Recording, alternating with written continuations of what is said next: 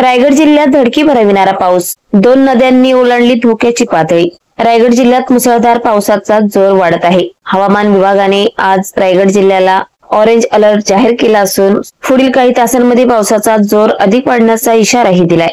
त्यामुळे आज प्रशासनाकडून सर्व शाळांना सुट्टी देखील जाहीर करण्यात आली आहे। तसेच कोलाड येथील कुंडलिका नदी, नागोठणे येथील अंबा नदी यांनी धोक्याची पातळी ओलांडली आहे। नदीकाठच्या गावांना स्थलांतरित होण्याचे आदेश देण्यात आलेत। महाराष्ट्र वेदभूमीसाठी श्याम लोखंडे, रोहा, रायगड।